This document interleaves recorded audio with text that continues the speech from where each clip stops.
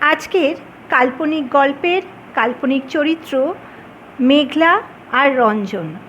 মেঘলা আর রঞ্জনের বিয়ে ঠিক হয়েছে খবরের কাগজ দেখে, আর 1 মাস পরেই ওদের বিয়ে।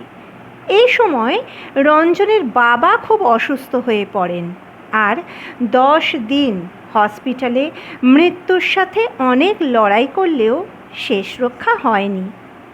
রঞ্জনের মা, পিসিরা, মামার বাড়ির প্রায় সকলের একটাই মত, মেঘলা ওদের বাড়ির জন্য শুভ নয়, আর তাই মেঘলার সাথে বিয়েটা দেওয়া যাবে না।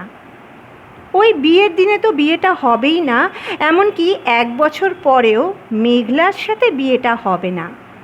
রঞ্জন একটাই কথা ওর মাকে আর মেঘলার মা বাবাকেও জানিয়ে দেয়, বিয়ে করলে ও মেঘলাকেই করবে, না হলে বিয়েটাই করবে না।